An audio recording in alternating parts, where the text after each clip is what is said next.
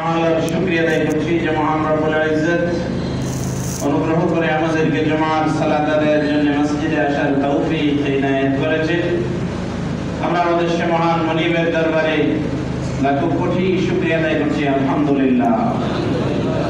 লাখো সালাম বর্ষিত হোক সর্বকালের সর্বশ্রেষ্ঠ ব্যক্তি আমাদের প্রিয় নবী বিশ্ব নবী মুহাম্মদুর রাসূলুল্লাহ সাল্লাল্লাহু আলাইহি ওয়াসাল্লামের প্রতি। সাহাবায়ে কেরামের জান্নাতে সুউচ্চ মর্যাদা, শাহাদাতের শাহাদাতের কবুলিয়ত আল্লাহ তাআলার কাছে কামনা করছি, আল্লাহ যেন কবুল করেন বলে আমিন। হাজিরিন, আমরা গত সপ্তাহে রবিউল আউয়াল মাসের 12 তারিখ অতিক্রম করেছি। আপনারা হয়তো দেখেছেন মিডিয়ার কল্যাণে 12 রবিউল আউয়াল আমাদের দেশে কোনো কোনো জায়গায় ঈদ উদযাপিত হয়েছে, ঠিক কিনা? চট্টগ্রাম থেকে আমার এক পরিচিত জন ফোনে কথা হচ্ছিল, বললো যে হুজুর ঈদ কি জিনিস এটা চিটাগাঙে আসলে পরে বুঝতে। আসলে উদযাপন তারা এমন ভাবে করেছে যে রোজার ঈদ বা কোরবানি ঈদেও এত আয়োজন হয় না, আরো অনেক বড় করে চমৎকার করে তারা ঈদ উদযাপন করেছে। বুঝতে পারছেন? দিয়ে দেন। জি, আমরা তো খুবই আশ্চর্যজনক বিষয়, এ ধরনের একটি বড় বেদাত আমাদের দেশে প্রচলিত আছে। এটার নাম দেওয়া হয়েছে ঈদে মিলাদুন নবী। এই শব্দটা কোরআনে হাদিসে নেই। ঈদে মিলাদুন নবী শব্দটা কোরআনে হাদিসে নেই, যেহেতু প্রাসঙ্গিক কেবল অতিক্রম হলো, এজন্য আমরা এটা নিয়ে কথা বলছি। হাদিসে যা এসেছে সেটা হচ্ছে মিলাদুন নবী। কথা বলতে হবে ভাইয়া, কি এসেছে? মিলাদুন নবী। মিলাদুন নবী মানে হচ্ছে নবীর জন্ম। বিশ্বনবী মুহাম্মদ সাল্লাল্লাহু আলাইহি সাল্লাম জন্মগ্রহণ করেছেন, দুনিয়ায় আগমন করেছেন, এতে কারো কোনো সন্দেহ আছে?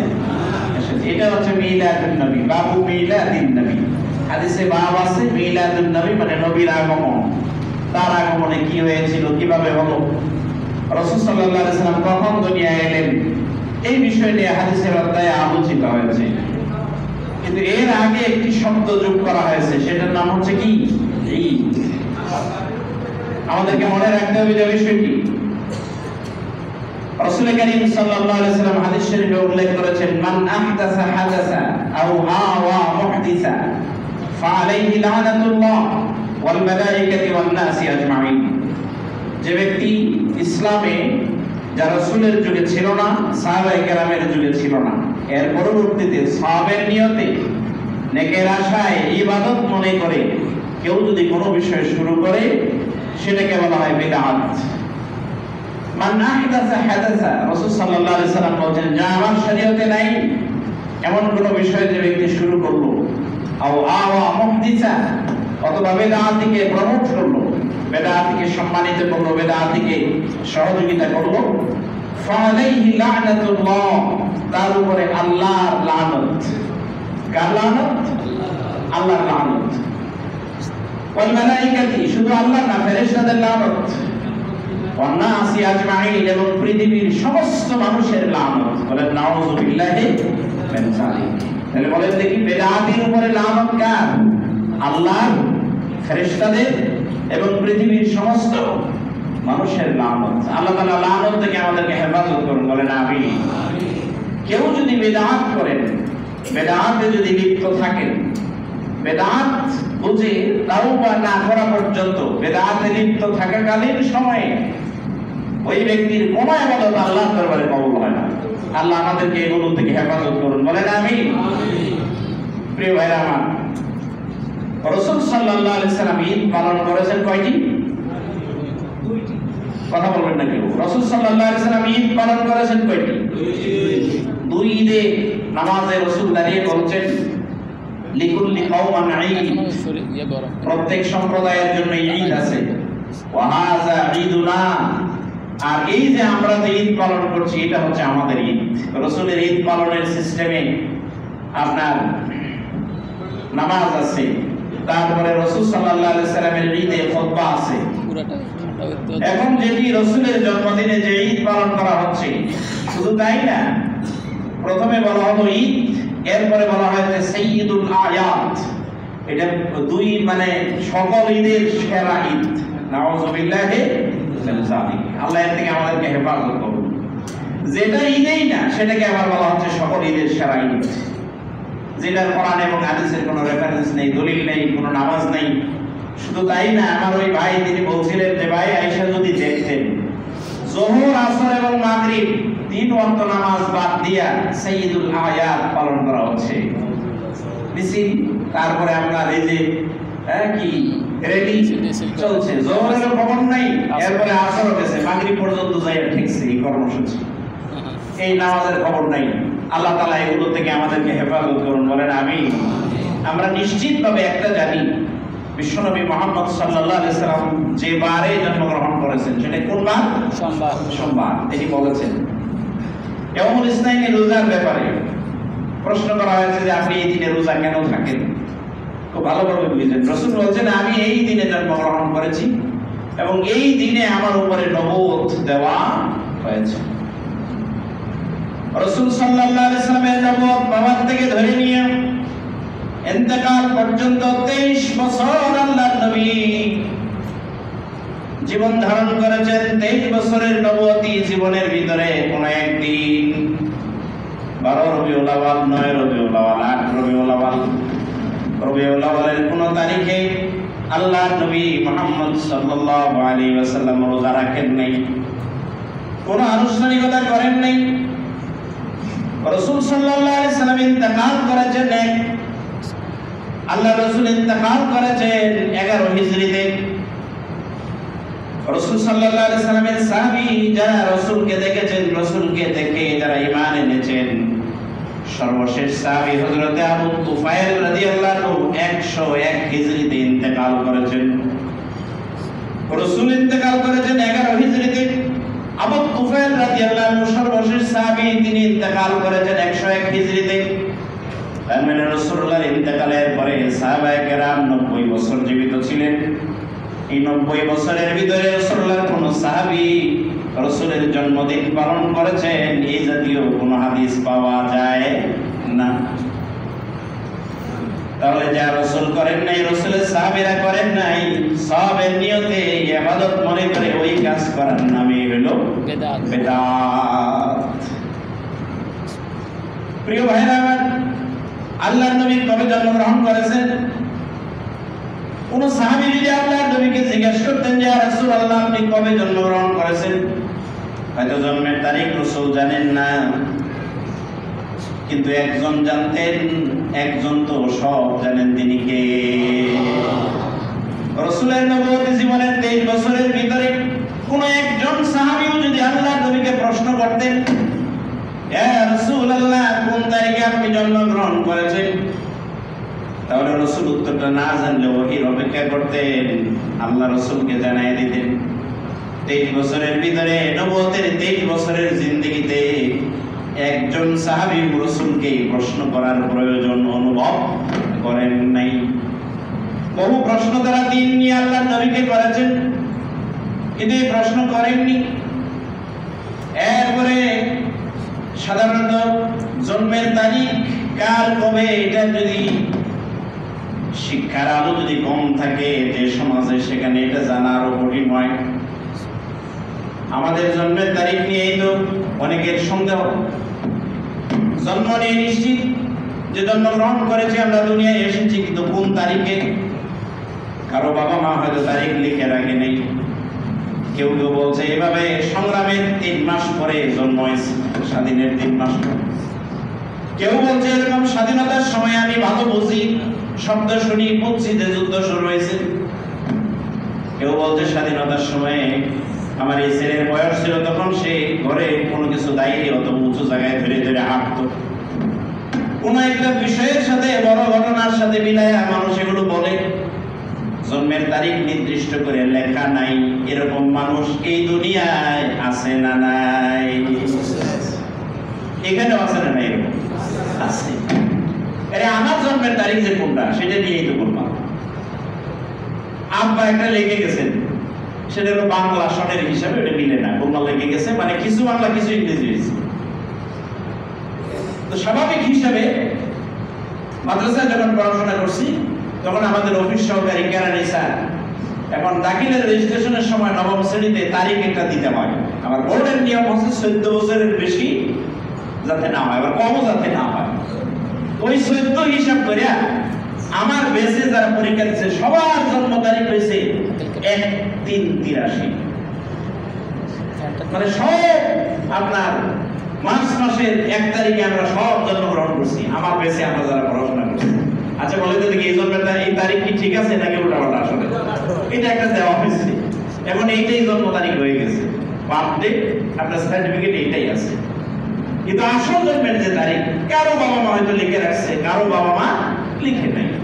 এখন যেমন জন্ম সনদ করা, জন্মের সময় নিবন্ধন করে এটা আবশ্যক, এখন থেকে 20 বছর আগে এরকম আবশ্যকতা ছিল না, ওটা ছিলই না। কেউ কেউ হয়তো করছেন, কেউ করেন না এরকম। তো প্রিয় ভাইরা আমার, আপনি চিন্তা করতে পারেন এখন থেকে 1400 বছর আগে, আধুনিকতার এই যুগের 1400 বছর আগে যে গোটা মক্কায় সব মিলায় লেখাপড়া জানতো মাত্র 20 জনের মতো যুবক।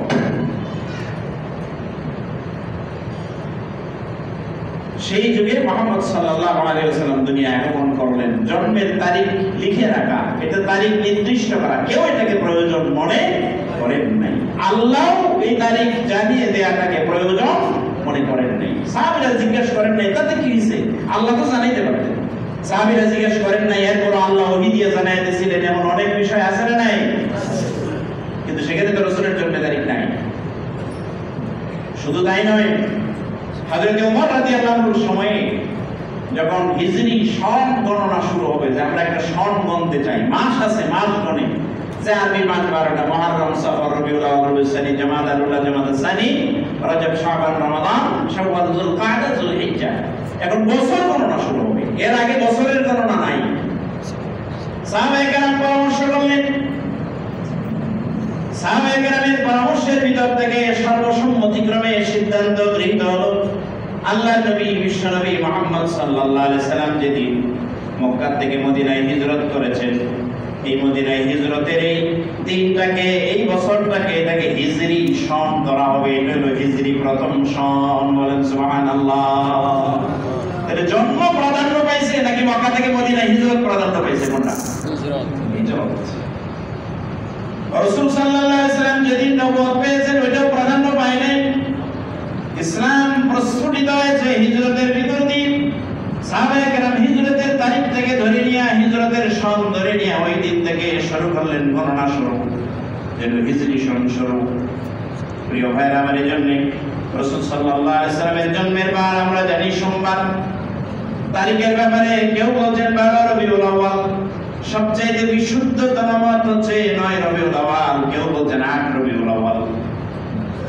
তবে এখন একটা হিসাবে বের করা যায় যে কোন বছরের কোন তারিখ কি বার ছিল, এটার একটা হিসাবের পদ্ধতি বের হয়েছে। ওই পদ্ধতিতে দেখা যায় রাসূল সাল্লাল্লাহু আলাইহি সাল্লাম এর জন্মের তারিখ যদি 9 রবিউল আউয়াল ধরা হয়, তাহলে 9 রবিউল আউয়াল ওই বছরে 80 বর্ষে রাসূল সাল্লাল্লাহু আলাইহি সাল্লাম যে বছরে জন্মগ্রহণ করেছেন সেই সময়টা যদি হয়, তাহলে ওই দিন সোমবার হিসেবে মিলে। জন্ম তারিখ রাসূল উদযাপন করেননি, এটা ইসলামের নিয়ম না। হিন্দুরা যীশু খ্রিস্টের, হিন্দুরা আপনার শ্রীকৃষ্ণের জন্মদিন পালন করে, জন্মাষ্টমী। বৌদ্ধরা গৌতম বুদ্ধের জন্মদিন পালন করে, বড়দিন। সব ধর্মে এ ধরনের জন্মের তারিখ পালন হয়। খ্রিস্টানেরা, ভ্রান্ত খ্রিস্টানেরা ঈসা আলাইহিস সালামের জন্মের আন্দাজি ডেট নিয়ে একটা পালন করে। হযরত ঈসা আলাইহিস সালামের জন্মের তারিখ নিয়ে, এই খ্রিস্টাব্দ নিয়ে তারা জন্মদিন পালন করে। ইসলামের বাইরে আর যত ধর্ম আছে সবাই জন্মদিন পালন করে, কিন্তু রাসূল এবং তার সাহাবীরা কেউ কারো জন্মদিন কোনোদিন পালন করেন নাই।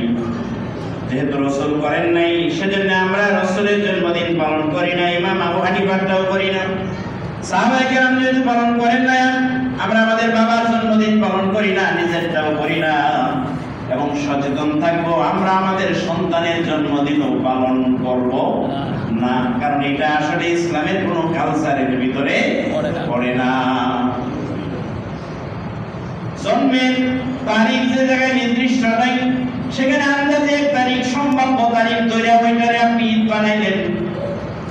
তাই নয়, আবার ঘোষণা দিলেন সাইয়্যিদুল আয়াত, এটা হলো সবিদের সেরা ঈদ। আল্লাহ তাআলা এই ধরনের জাহালত থেকে, এই ধরনের বিদআতি কর্মকাণ্ড থেকে আমাদেরকে হেফাজত করুন, বলেন আমিন। প্রিয় ভাইরা আমার, আমরা গত জুমায় রাসূল কারীম সাল্লাল্লাহু আলাইহি ওয়াসাল্লামের জন্ম থেকে নবুয়ত পাওয়া পর্যন্ত কিছু কথা বলেছিলাম। মক্কার মুশরিকরা যখন দেখলো আল্লাহ নবী তিনজন পুত্র সন্তান জন্মগ্রহণ করে ইন্তেকাল করেছেন, এবার তারা বলতে শুরু করলো মুহাম্মদ তো আবতার মানে হলো লেসকাটা নির্বংশ। মুহাম্মদ মৃত্যুবরণ করার পরে তার বংশে বাতি দেওয়ার মতো আর কেউ থাকলো না, তাকে স্মরণ করার মতো আর কেউ থাকলো না। আল্লাহ তাআলা সূরা কাউসার নাযিল করে রাসূলকে সান্ত্বনা দিলেন, ইন্না আ'তাইনাকাল কাউসার, হে নবী আমি আপনাকে কাউসার দান করেছি, বলেন সুবহানাল্লাহ। কাউসার এমন এক নিয়ামতের নাম, আল্লাহর নবী বলছেন এটা দুধের চাইতেও সাদা, মধুর চাইতে আরো অধিক মিষ্টি। শুধু তাই নয়, হাদিসের এই বর্ণনার শেষে বলা হয়েছে কেউ যদি একবার কাউসারের পানি পান করে, কিয়ামতের দিন বিশ্বনবী মুহাম্মদ সাল্লাল্লাহু আলাইহি ওয়াসাল্লাম নিজে যিনি হাউজে কাউসারের পানি পান করাবেন, ফেরেশতারা ভলান্টিয়ার হিসেবে থাকবেন, হাউজে কাউসারের পানি পান করাবেন। কেউ যদি একবার কাউসারের পানি পান করে ইয়াদমা আবাদা, চিরকালের জন্য কোনদিন এই মানুষটা আর পিপাসার্ত হবে না, চিরকাল তার আর কোনো পিপাসাই থাকবে না। প্রশ্ন আসতে পারে, চিরকাল যদি পিপাসা না থাকে, জান্নাতের ভিতরে 4 ধরনের নহর দেওয়ার কথা বলা হয়েছে। মধুর নহর, মধুর ঝর্ণা, এরপরে দুধের ঝর্ণা, শরাবের ঝর্ণা, পানির ঝর্ণার কথা বলা হয়েছে। এই যে ঝর্ণাগুলোর কথা বলা হলো, এগুলো কি জন্য? প্রিয় ভাইয়েরা আমার, আমরা অনেক সময় খাওয়ার পরে আমরা কোল্ড ড্রিঙ্কস খাই, বলেন খাই কি খাই না? এই কোল্ড ড্রিঙ্কস খায় পিপাসা নিবারণের জন্য নাকি মজা লাগার জন্য? কোনটা?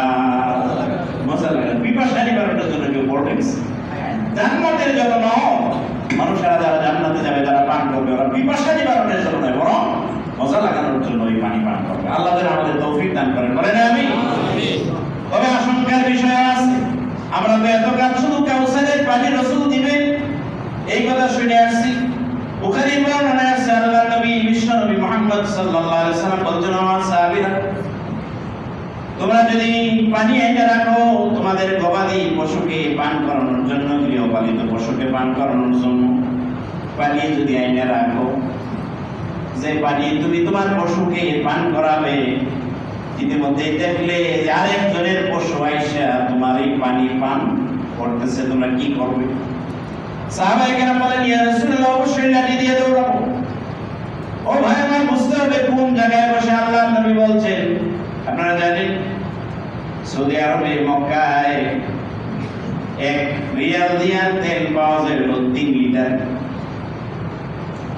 আর 1 লিটার পানি যদি আপনি কিনতে যান তাহলে মিনিমাম 2 থেকে 3 রিয়াল লাগে। 1 রিয়ালের মূল্য যদি আপনি 20 টাকাও ধরেন, 2 রিয়াল দিয়েও যদি আপনি 1 লিটার পানি কিনেন, তাহলে 1 লিটার পানি বাংলাদেশের দামে এটার মূল্য কত? 40 টাকা, কমপক্ষে 40। 3 রিয়াল এলে 60 আছে। আমাদের দেশে 60 টাকা হলো এটার 1 আপনার লিটার পানির দাম। সেই দেশে আল্লাহর নবী বলছেন, কুয়ার থেকে কষ্ট করে তুমি পানি এনে উঠায় রাখছো। ও ভাই আমার, আপনি কি করবেন বলেন দেখি? আপনি গরু অথবা ছাগল কোরবানির জন্য অথবা কোনো কারণে কিনছেন, 5 দিন 2 দিন আপনি পালতেছেন, ওই পানির মধ্যে ভুসি মাখাইয়া অথবা এর মধ্যে খৈল দিয়া অথবা এই জাতীয় গরু খায়, ছাগলে খায়, কোনো পদার্থ আপনি মিশাইলেন, মিশানোর পরে আপনি আপনার ছাগলকে অথবা গরুরে সারকে আপনি ছানা খাওয়াইবেন, ওই পানি রাখছেন আপনার গরুতে ছাগলে খাওয়ার আগে দেখলেন যে আরেকজনেরটা আইসা এটা খাইতেছে। আচ্ছা বলেন তো দেখি, আপনি ওইটারে খাইতে দিবেন নাকি ফিরাইবেন? কোনটা? খাইতে আপনি দিবেন না, ফিরাবেন। শুধু পানি তো পানি না, এর মধ্যে আপনি পয়সাও খরচ করছেন। আল্লাহর নবী বলছেন কি করবে? সাহাবীরা বলল লাঠি নিয়ে দৌড়াবে। আল্লাহর নবী বলছেন হাউজে কাউসারের পাশে 1 শ্রেণীর উম্মতের সাথে আমার ব্যবহার হবে এরকম। বুখারীর বর্ণনায় আসছে, একদল রাসূল সাল্লাল্লাহু আলাইহি সাল্লাম নিজেও তাদেরকে চিনতে পারবেন যে এরা নবীর উম্মত। চিনবেন কেমনে? চিনার কারণ হলো এই দুনিয়াতে যে যত বেশি দরুদ পড়ে রাসূল সাল্লাল্লাহু আলাইহি সাল্লাম তাকে তত বেশি চিনেন। বলেন সুবহানাল্লাহ। আল্লাহ নবী পানি নিয়ে আসবেন তাদের খাওয়ানোর জন্য। ইত্তাবাশারি হাদিসের বর্ণনা আছে ওই উম্মত এবং রাসূলের মাঝখানে পর্দা পড়ে যাবে, দেয়াল তৈরি হবে, প্রতিবন্ধকতা তৈরি হবে। পানি আনবেন রাসূল, তার উম্মতকে খাওয়াইতে পারছেন না, বলবেন জিবরিল কি হলো এটা? হযরত জিবরিল আলাইহিস সালাম জবাব দিলেন, ইয়া রাসূলুল্লাহ, এরা আপনার উম্মত ঠিকই, উম্মতের দাবিদার, কিন্তু আপনি ইসলাম যে জায়গায় রেখে আসছিলেন যেভাবে ওইভাবে আর রাখে নাই। সুবিধা অনুযায়ী কিছু কমাইছে, আবার সুবিধা অনুযায়ী বাড়াইছে। এই মানুষগুলো ইসলামকে যথাযথভাবে রাখে নাই, কমাইছে এবং বাড়াই দিছে। আল্লাহর নবী তখন বলবেন, সুহুকান লিমান গায়্যারা দীনি, আমার দ্বীনকে যেভাবে পরিবর্তন করে দিয়েছো, দ্বীনের ভিতরে বেদাত ঢুকিয়েছো, দূর হয়ে যাও, দূর হয়ে যাও। তোমার জন্য হাউজে কাউসারের পানি আল্লাহ হারাম করে দিয়েছেন। বলেন নাউযুবিল্লাহ। কাউসারের পানি যদি পেতে হয় বেদাত থেকে অবশ্যই দূরে থাকতে আল্লাহ আমাদের তৌফিক দান করুন। বলেন আমিন। রাসূল কারীম সাল্লাল্লাহু আলাইহি সাল্লাম নবুয়ত পাওয়ার আগে হেরা গুহায় তিনি ধ্যানে মগ্ন থাকতেন। আপনারা শুনেছেন কেন? ধ্যান চিন্তা তিনি কেন করবেন? সমাজ পরিবর্তনের জন্য, সমাজের এই ঝামেলা মুক্ত সমাজ থেকে কিভাবে নিষ্কৃতি পাওয়া যায়, মানুষ কিভাবে বাঁচবে, এই জন্য তিনি চিন্তা করতে লাগলেন। পৃথিবীতে মানুষ দুই ধরনের, এক শ্রেণীর মানুষ গায়ে গতরে কাটে, শ্রম দেয়, আর এক শ্রেণীর মানুষ যারা চিন্তা করে, তাফাক্কুর করে। এই মানুষগুলোর শারীরিক পরিশ্রম কম। আবার আরেক শ্রেণীর মানুষ যাদের চিন্তার সুযোগ কম, কিন্তু এই মানুষগুলো পরিশ্রম করে। যেমন একটা বিল্ডিং বানানোর জন্য একজন ইঞ্জিনিয়ার একটা সময় নিয়ে খুব মেধা খাটায়া বিল্ডিং এর যাতে একটা ইঞ্চি জায়গাও খালি করে না থাকে, মালিকের চাহিদা অনুযায়ী চমৎকার করে তিনি একটা ডিজাইন করে দেন। হয়তোবা মাঝে মধ্যে একবার করে আসেন, ছাদ ঢালাইয়ের সময় একবার এসে দেখে দিয়ে যান, রড বিছানোর পরে তিনি এসে একবার দেখে দিয়ে যান। আর একদল শ্রমিক এই জায়গায় কাজ করে। আচ্ছা বলেন তো দেখি, শ্রমের হিসাবে, সময়ের বিচারে সময় এবং শ্রম কে বেশি দেয়, ইঞ্জিনিয়ার নাকি শ্রমিক? কোনটা? কথা বলেন কেন ভাই, কোনটা? শ্রমিক শ্রম বেশি দিচ্ছে, সময় বেশি দিচ্ছে, কিন্তু ইঞ্জিনিয়ার মাত্র একবার আসে, একটু দেখে চলে যায়। এখন বলেন বেতন কার বেশি, শ্রমিকের না ইঞ্জিনিয়ারের? এই পৃথিবীতে যদি পরিবর্তন আনতে হয়, পরিবর্তন যারা আনে, পরিবর্তনের পিছনে যাদের ভূমিকা থাকে আড়ালে, পরিবর্তনের পিছনে যেই মানুষগুলোর মূল লক্ষ্য হিসেবে কাজ করে, এই হলো তাফাক্কুরকারী, চিন্তাকারী, গবেষণাকারী মানুষ। কোথায়? বিলিতে দান গবেষণা, রাইস রিসার্চ ইনস্টিটিউটে দান গবেষণা ইনস্টিটিউটে গবেষণা করে দানের এক জাত বের করেছে। এই দান যদি রোপণ করা হয়, এটা পানির মধ্যে ভালো জন্মিবে। যে জায়গায় পানি থাকে 12 মাস, মানুষের চারা রোপণ করতেই পারে না, ওই জায়গায় লাগাইলে ভালো হবে। চিন্তা করে বের করছে। আবার চিন্তা করে বের করছে যে জায়গায় শুকনো থাকে, পানি কম, এই জায়গায় এই গাছ লাগাইলে বেশি হবে, এই ধান লাগাইলে ফলন বেশি হবে। যেটার উপকার হিসেবে খাবারের ব্যাপারে আমরা আমাদের দেশে ধান উৎপাদনের ব্যাপারে বাম্পার ফলন আমরা দেখছি। আমি তো আমার নিজের চোখে দেখেছি। খুব ভালো জমি যেটা ছিল আমাদের 10% জায়গা, ওই জায়গায় যদি 10 কেজি ধান হইতো, সবাই এসে বলতো না হাবিব সাহেবের ক্ষেত্রে ধান এবার হয়েছে 10 কাটা জায়গায় এই পরিমাণ সামান্য ধান হইলে এটা বলতো। কিন্তু এখন আমাদের সেই জমিতে এখন ধান হয় 8 মণ থেকে 10 মণ, 11 মণ। আচ্ছা আপনারা বলেন তো দেখি, এটা কি শ্রমিকের শ্রমের ফসল, চিন্তাকারী মানুষদের চিন্তার ফসল? তারা বের করে দিয়েছে যে এই জাত লাগাইলে ধান ভালো। পৃথিবীতে বিপ্লব হয়, সমাজ বিপ্লব হয় চিন্তাশীল মানুষের চিন্তায়। এজন্য আল্লাহর নবী বিশ্বনবী মুহাম্মদ সাল্লাল্লাহু আলাইহি সাল্লাম তাফাক্কুর করতে লাগলেন। কোরআন কারীমে আল্লাহ তাআলা বলেন, লাউ আনজালনা হাযাল কুরআনা আলা জাবালিন লারাইতাহু খাশিআন মুতাসাদ্দিআন মিন খাশিয়াতিল্লাহ। এই কোরআন যদি আমি আল্লাহ পাহাড়ের উপর অবতরণ করতাম, তাহলে তোমরা দেখতে পাহাড় আল্লাহর ভয়েতে ধূলিকণার ন্যায় উড়ে গেছে। পাহাড় আর জমা কথা থাকতো না, ধুলার মতো পাহাড় বালিকণার মতো উড়ে যেত ভয়েতে, কোরআনের ভয়েতে। লাউ আনজালনা হাযাল কোরআন আলা জাবালিন লারাইতাহু খাশিআন মুতাসাদ্দিআন মিন খাশিয়াতিল্লাহ। আল্লাহর ভয়েতে পাহাড় উড়ে যেত। আল্লাহ তাআলা বলেন, ওয়া তিলকাল আমসাল নাদরিবুহা লিন-নাস লাআল্লাহুম ইয়াতাফাক্কারুন।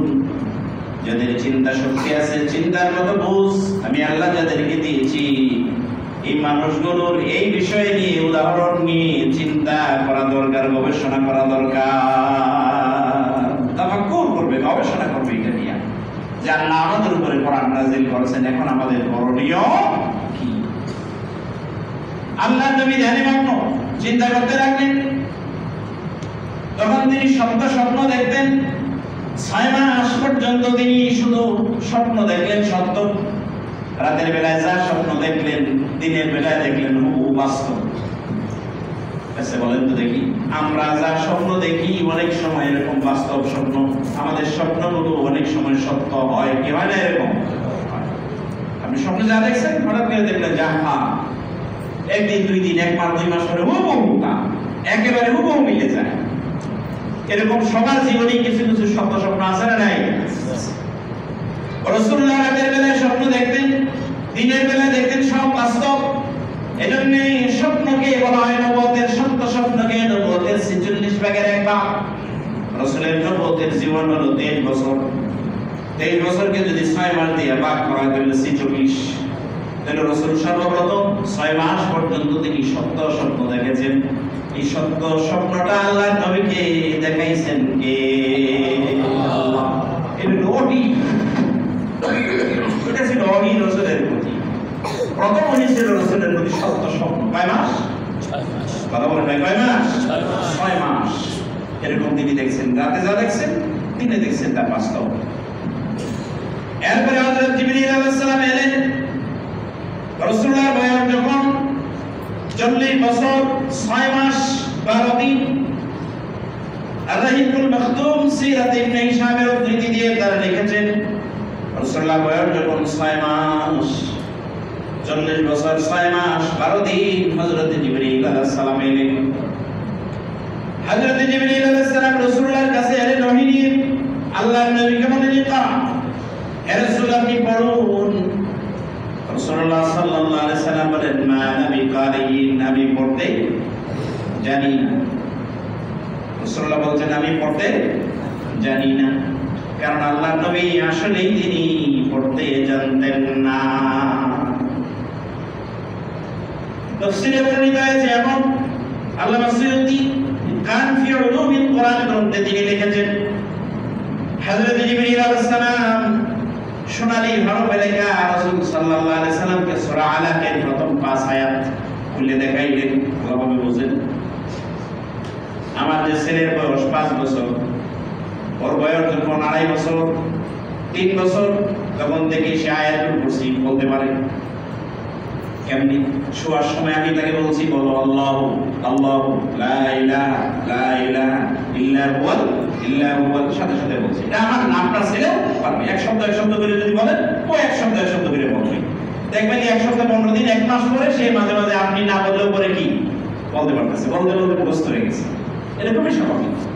তাহলে আরবি হরফই চিনে না, সে আয়াতুল কুরসি বলতে পারে, মুখস্থ শিখে ফেলছে।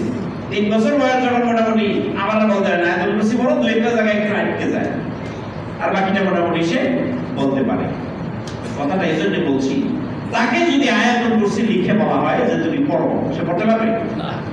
কোনো কিছু দেখে কাউকে যদি বলা হয় দেখায়া যে পড়ো, এটার নাম হলো পড়া। আর যদি বলা হয় যে আমার সাথে সাথে বলো, তাহলে ওটার নাম কিন্তু পড়া না, ওটার নাম কি? বলা। যে বলো, আমার সাথে বলো।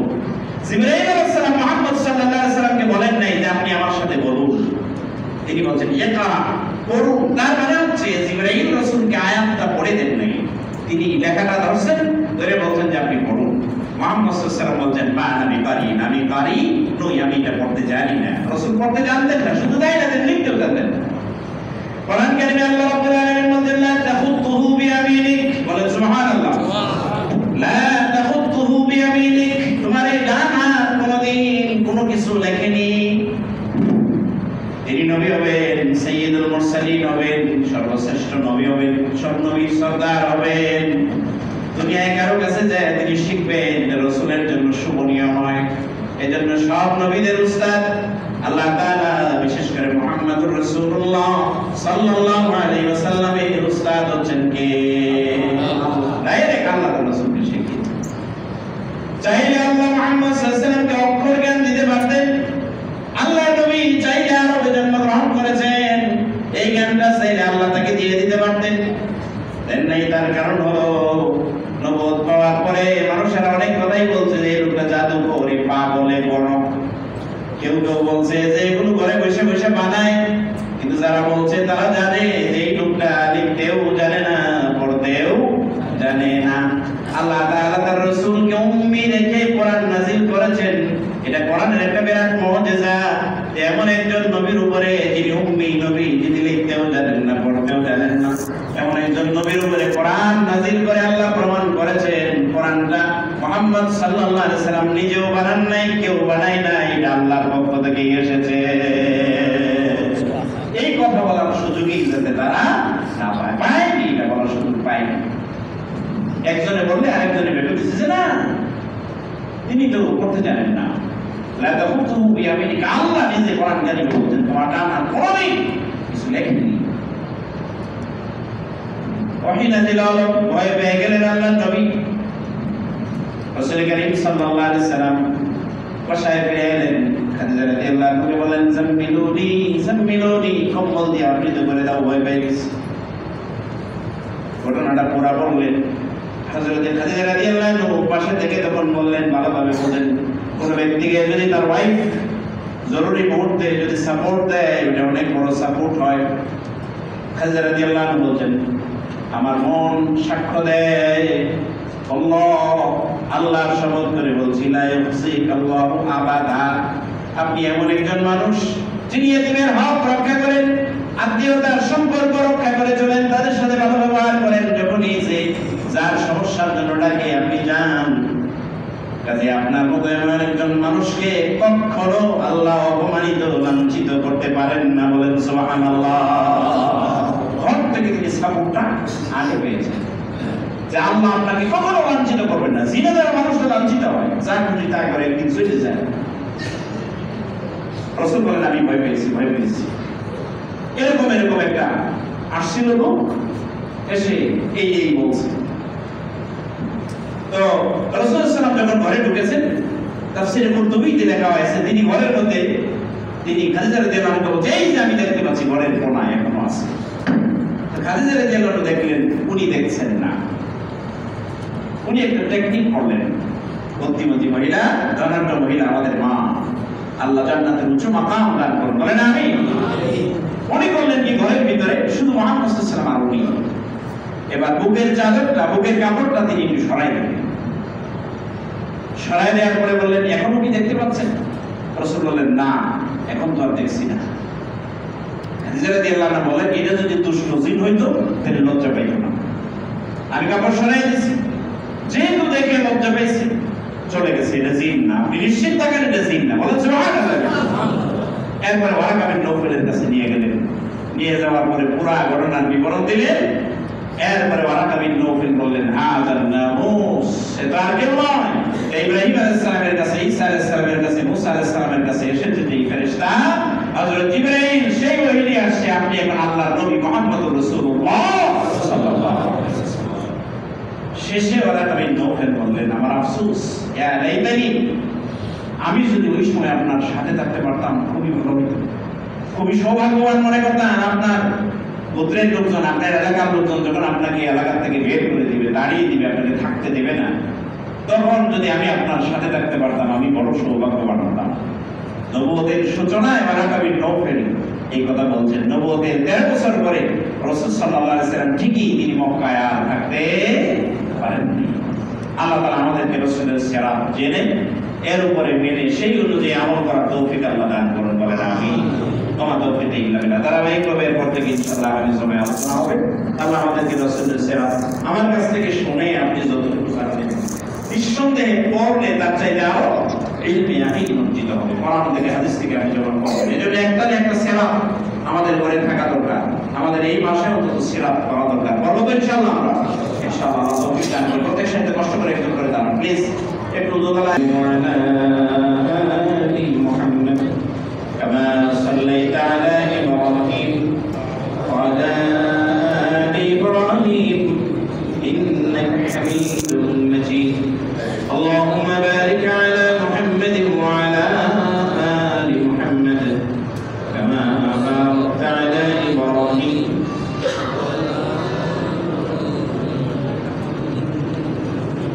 اللهم صل على محمد وعلى آل محمد كما صليت على إبراهيم وعلى آل إبراهيم إنك حميد مجيد اللهم بارك على محمد وعلى آل محمد كما باركت على إبراهيم وعلى